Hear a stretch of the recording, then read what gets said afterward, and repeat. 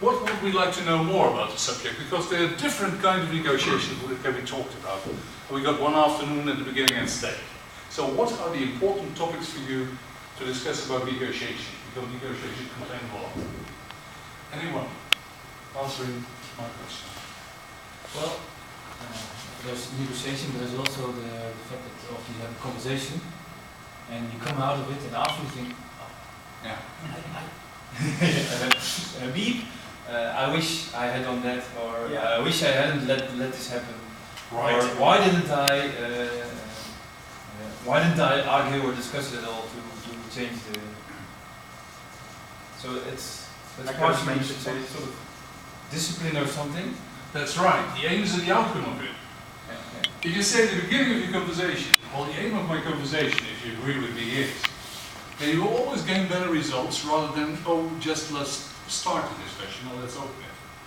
So if you start when it comes to propositions, when it comes to first openings and first meetings with customers, and you start with the aim, you always find out if the people are reacting in a positive way on it, or trying to ignore it, or say, oh no, it's not my aim. So negotiations always start with, the first very important thing is be clear about what we want. And the funny thing is, we call it, most of the time, paradoxical communication, that some people don't like to tell what they are willing to do, or what their plans are, or what their aims are. So I think the more blunt or open you are when it comes to communication, the better results you will gain. So if you come and tell, I want a higher margin and preferably a lower risk, would people appreciate this? Well, No. they will agree on it if you sell it to them. Because if you say, I want a high margin, you start with the I. And if you start with, I'm sure you want security. And all we can deliver you is security when it comes to terms, good terms, and high margins. Because that guarantees me and assures you that I will be still available and will be still existing in 2 or 3 years time. And you want partnership for longer term, don't you? If you talk about that. But most of the time, and that's a very good thing you stressed out, we always talk about I. But in negotiations we talk about win-win, it's we. So that's the first thing you're talking about, which is very important. This is the organic, because no matter what you say, deep inside, there is a small ego which still thinks I. Always, Yes. always. That's human. And after all, we are human, aren't we? Yeah. So we have to be that. But you can't sell if you say, please, close that window, which is open now, because I might have a sore throat tomorrow. What I should do is ask you, please, would you be so kind to close that window, because tomorrow we might all have a sore throat. On which question or demand would you respond?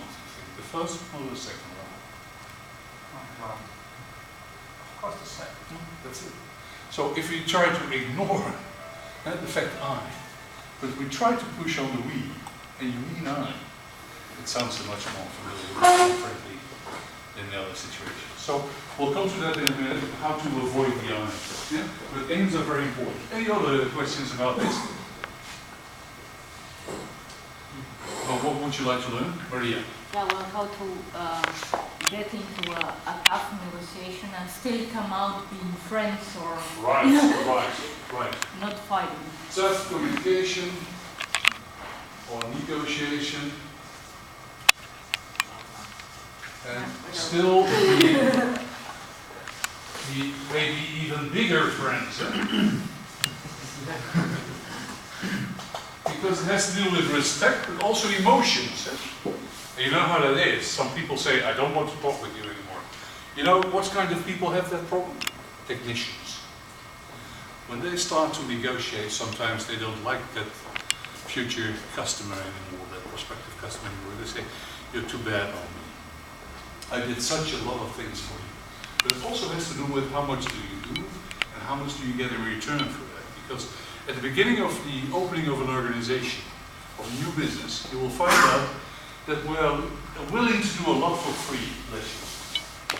We're willing to do a lot for free. You agree with me? Because you want to get in that company. And you know one thing, if you do a lot of things for free, you're not very interesting for a customer.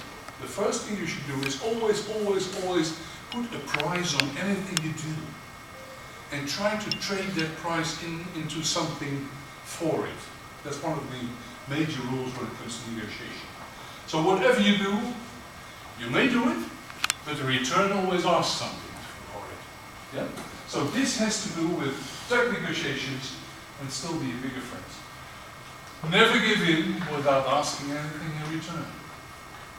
We'll come back to that later in the situation.